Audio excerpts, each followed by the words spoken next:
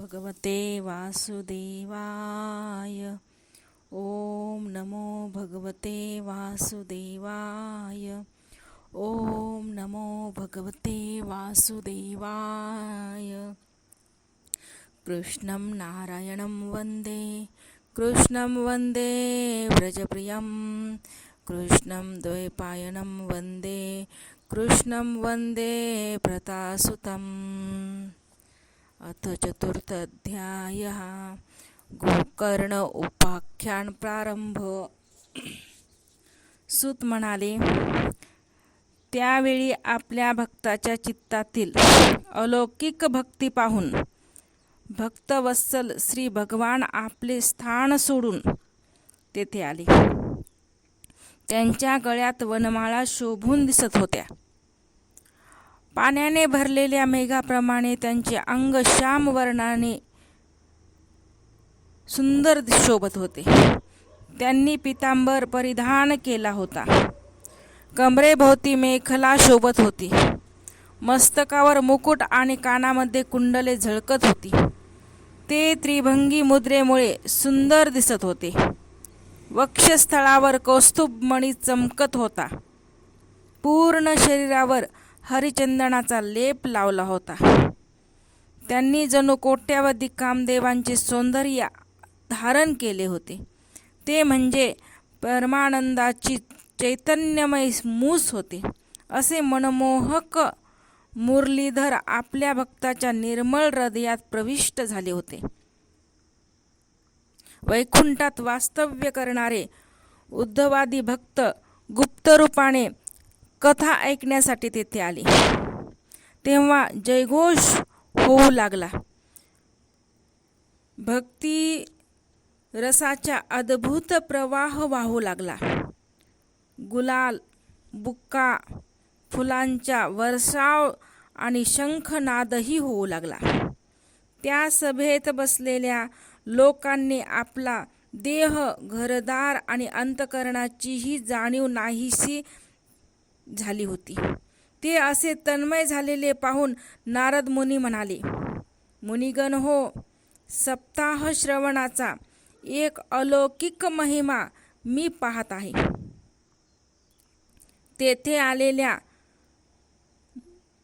येथे आलेल्यामध्ये मूर्ख, धूर्त, पशु, पक्षीही असून ते सर्वच अत्यंत निष्पाप झालेले आहेत. म्हणून या कलियुगात चित्तशुद्धीसाठी मृत्यूलोकातील पाप संचय नाहीसा करणारे भागवत कथेच्या बरोबरीचे दुसरे कोणतेही पवित्र साधन इथे नाही. मुनिवर, आपण मोठे कृपाळू आहात. लोकांच्या कल्याणासाठी आपण विचारपूर्वक एक वेगळा असा मार्ग शोधून काढला आहे. या कथारूप सप्ताह यज्ञाने कोण कोण पवित्र होतात हे आपण मला सांगावे. सनकादिक म्हणाले, जे लोक नेहमी पाप कर्म करतात आणि नेहमी आचरण करतात, वाम मार्गाने जातात, क्रोधाग्नीने तप्त झालेले असतात, कपटी, कामातूर असतात, असे सर्वजण या कलियुगामध्ये सप्ताह यज्ञाने पवित्र होतात. सत्यापासून प्रवृत्त झालेले, माता पित्यांची निंदा करणारे, कामनांनी ग्रस्त झालेले, आश्रम धर्माचे पालन न करणारे, दांभिक, दुसऱ्यांचा मत्सर करणारे आणि दुसऱ्यांना पीडा देणारे हे सर्व कलियुगात सप्ताह यज्ञाने पवित्र होतात. मद्यपान, ब्राह्मण हत्या, स्वर्णचोरी, गुरुस्त्री गमन हे महापाप आहेत बरं का. विश्वासघात हे काय आहेत? महापाप. ही 5 महापापे करणारे, कपट आणि ढोंग करण्यात तत्पर, क्रूर, पिशाच्याप्रमाणे निर्दय, ब्राह्मणाच्या धनाने श्रीमंत होणारे आणि व्यभिचारी हे सर्व कलियुगात सप्ताह यज्ञाने पवित्र होतात. जे धूर्त हट्टाने नेहमी मन, वाणी आणि शरीराने पापकर्म करीत असतात, दुसऱ्यांच्या धनाने पुष्ट होतात, तसेच मलिन मन आणि दुष्ट वासनांनी युक्त आहेत, ते सुद्धा कलियुगात सप्ताह यज्ञाने पवित्र होतात. आता आम्ही तुम्हाला या संबंधी एक प्राचीन इतिहास सांगतो. तो केवळ ऐकल्याने ही सर्व पाप नष्ट होतात. पूर्वी तुंगभद्रा नदीच्या तटावर एक उत्तम शहर वसलेले होते. तेथे सर्व वर्णाचे लोक आपापल्या धर्माचे आचरण, सत्यवर्तन आणि सत्यकर्म यात तत्पर असत. त्या नगरात सर्व वेदांचा जाणकार आणि श्रोत स्मार्त कर्मात निपुण असा आत्मदेव नावाचा एक ब्राह्मण राहत होता. तो जणू दुसरा सूर्यच होता. तो धनवान असून पौरोहित्य करीत असे, परोपकार. त्याची पत्नी धुंदुली कुलीन घराण्यातील आणि सुंदर असून नेहमी आपलेच म्हणणे खरे करणारी होती बरं का. लोकांची निंदा करण्यात तिला आनंद मिळत असे. ती स्वभावाने क्रूर होती. नेहमी काही बाई बडबड करीत असे. ग्रहकृत्यात निपुण, कंजूस तसेच भांडखोर सुद्धा होती. याप्रमाणे ते ब्राह्मण जोडपे प्रेमाने आपल्या संसारात रमले होते. त्यांच्याजवळ धन आणि भोगविलासाची सामग्री भरपूर होती, परंतु त्या वैभवात त्यांना सुख नव्हतं. अखेर त्यांनी संतान प्राप्तीसाठी गरिबांना गाई, जमीन, जुमला, धन, स्वर्ण, वस्त्रे इत्यादी दान करण्याचा प्रारंभ केला. अशा रीतीनं दान धर्मात त्याने आपली अधर्मी संपत्ती खर्च केली, तरी सुद्धा त्यांना पुत्र किंवा कन्या झाली नाही. दान धर्मात त्यांनी आपली अर्धी संपत्ती खर्च करून सुद्धा त्यांना पुत्र काही झालं नाही. त्यामुळे तो ब्राह्मण अतिशय चिंतातूर झाला. तो दुःखी ब्राह्मण एक दिवस घरातून बाहेर पडला आणि वनात निघून गेला. मध्याह्नकाळी त्याला तहान लागल्याने तो एका तळ्याच्या काठी आला. संतान नसल्याने दुःखी असलेला तो पाणी पिऊन तेथेच बसला. थोड्याच वेळात तेथे एक संन्यासी महात्मा आला. संन्यासी पाणी प्यायल्याने पाहून तो ब्राह्मण त्याच्याजवळ जाऊन त्याच्या चरणांना नमस्कार करून दीर्घ सुस्कारे टाकीत उभा राहिला. संन्यासाने विचारले, हे ब्राह्मणा, तू का रडतोस? कशामुळे तू अतिशय चिंताग्रस्त आहेस? तू ताबडतोब तुझ्या दुःखाचे कारण मला सांग. ब्राह्मण म्हणाला, यदी महाराज, मी माझ्या पूर्वजन्मीच्या साठलेल्या पापामुळे प्राप्त झालेल्या दुःखाचे कसे वर्णन करू? माझे पितर, मी जे तर्पणासाठी पाणी देतो ते स्वतःच्या चिंतायुक्त सुस्कार्याने गरम होते, तेच ते पितात. देवता आणि ब्राह्मण मी दिलेल्या दानाचा प्रसन्न चित्ताने स्वीकार करीत नाहीत. संतान नसल्यामुळे मी इतका दुःखी झालो आहे. मला सर्व सुने सुने वाटत आहे. मी प्राणत्याग करण्यासाठी येथे आलो आहे. संतानहीन जीवांचा धिक्कार असो, संतानहीन घराचा धिक्कार असो, संतानहीन धनाचा, संतानहीन कुळाचा धिक्कार असो, असं तो आत्मदेव आपलं पूर्णतः दुःख त्या साधूला सांगू लागला. मी ज्या गायीचे पालन करतो तीही वांझ होते. जे झाड लावतो त्यालाही कधी फुले फळे येत नाहीत. मी माझ्या घरात जे फळ आणतो ते लवकरच सोडून जाते. मी असा अभागी आणि संतानहीन असल्याने माझ्या या जीवनात काय अर्थ आहे? असे म्हणून तो ब्राह्मण संन्याशाजवळ खूप खूप रडू लागला. तेव्हा त्या संन्यासाच्या हृदयात ब्राह्मणाविषयी मोठीच करुणा उत्पन्न झाली. संन्याशी योगनिष्ठ होता. ब्राह्मणाची ललाट रेषा पाहून त्यांनी सर्व जाणले आणि विस्तारपूर्वक आत्मदेवाला तो सांगू लागला. संन्याशी म्हणाला, हे ब्राह्मणा, संतान प्राप्तीचा मोह तू सोडून दे. कर्मगती मोठी प्रबळ आहे. विवेकाचा आश्रय कर आणि संसाराची वासना सोडून दे. असं तो संन्याशी आत्मदेवाला म्हणत होता. हे विप्रवरा, ऐक, मी तुझे प्रारब्ध जाणले आहे. यापुढील 7 जन्मात तुला संतान प्राप्तीचा मुळीच योग नाही. पूर्वी राजा सगर आणि अडंग यांना मुलामुळे दुःख भोगावे लागले आहे. हे ब्राह्मणा, तू आता संसाराची आशा सोड. संन्यासात सर्व प्रकारचे सुख आहे. संन्यास तू घे. असं तो संन्यासी आत्मदेवाला सांगू लागला. आणि आत्मदेव रूपी ब्राह्मण म्हणत आहे, विवेकाने माझे काय समाधान होणार?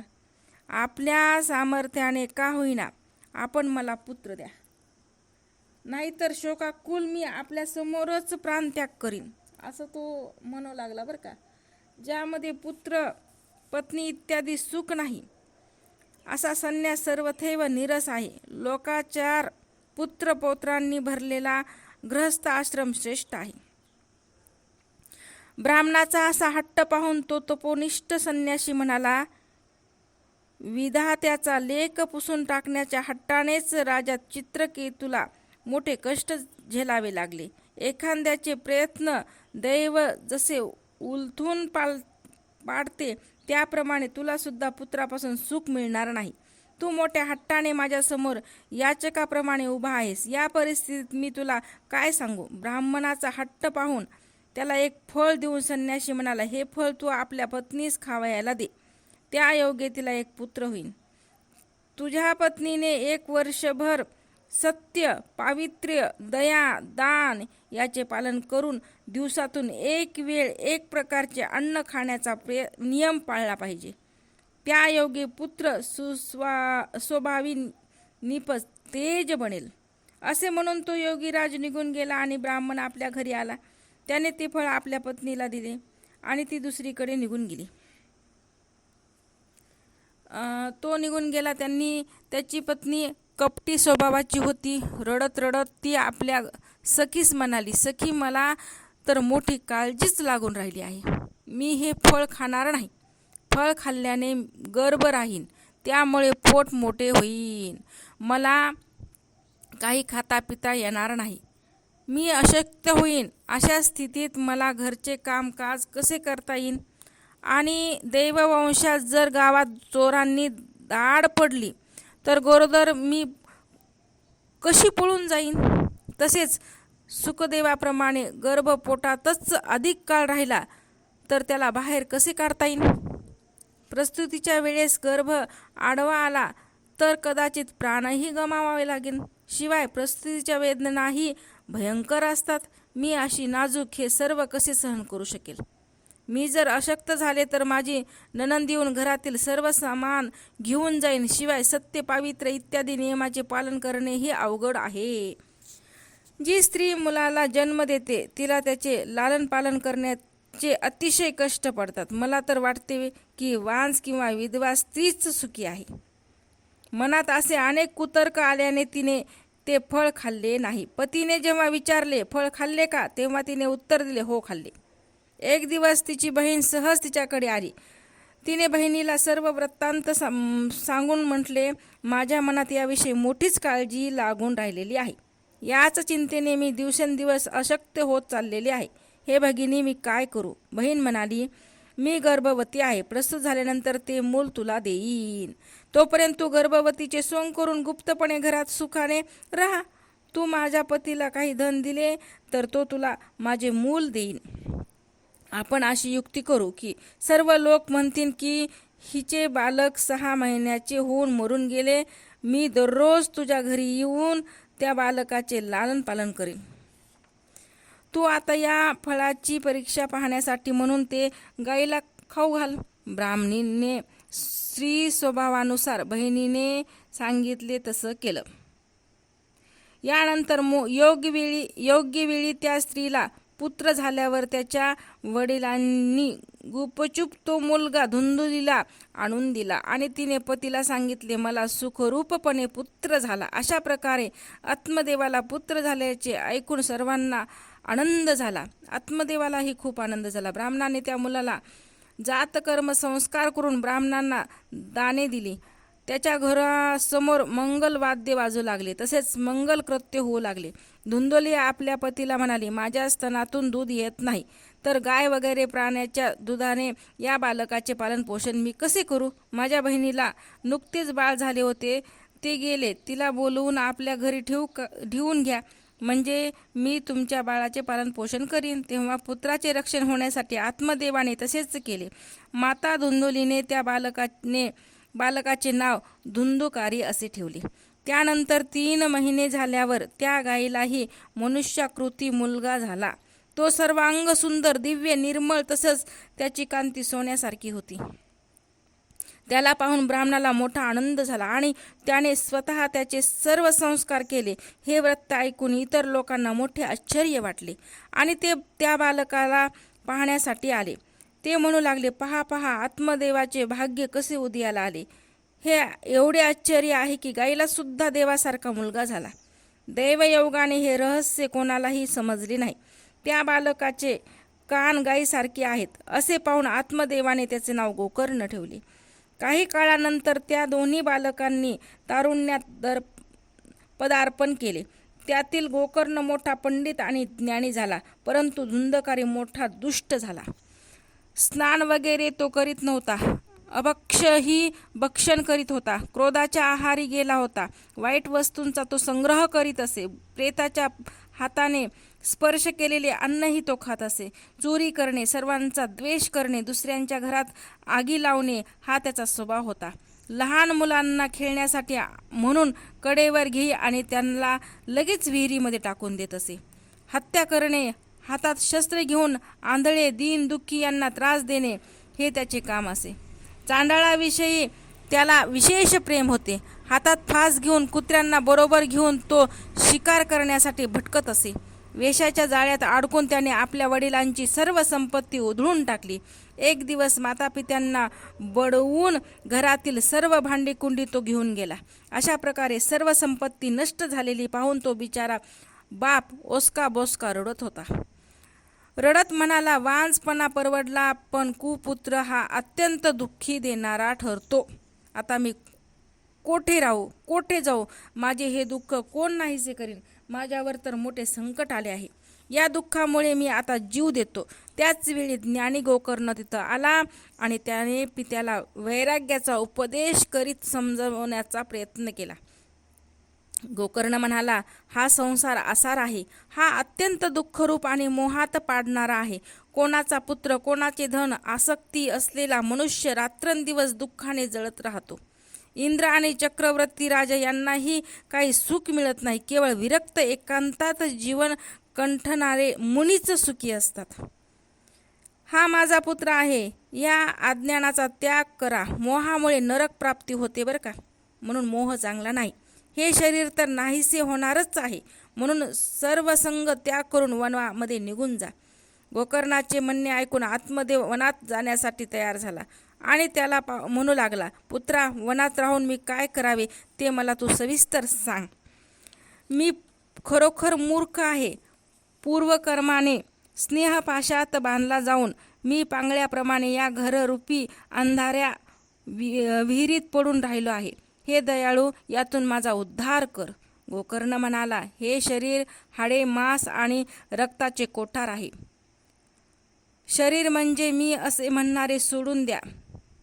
हा देह नाशिवंत, मलमूत्राचा बांधा, वरी चर्म घातले रे कुर्म कीटकाचा सांधा, आत रवरव दुर्गंधी रे अमंगल हिचा बाधा, स्मरे त्या हरिहरा शरण जाये गोविंदा. म्हणून हे शरीर कसं आहे तर रक्ताचं कोठार, हाडाचं, मांसाचं भांडार. म्हणून ह्या शरीराला मी आणि माझं मानू नका. हा संसार क्षणभंगूर आहे असे नेहमी मानून केवळ वैराग्य रसात आनंद मानून भगवंताची भक्ती करा. नेहमी धर्माचा आश्रय करून राहा. सर्व लौकिक व्यवहाराचा त्याग करा. साधू संतांची सेवा करा. भोग लालसेला जवळही येऊ देऊ नका. दुसऱ्यांच्या गुणदोषाचा विचार करणे तत्काळ सोडून द्या आणि भगवत सेवा व भगवंताच्या कथाचा नित्य आनंद लुटा.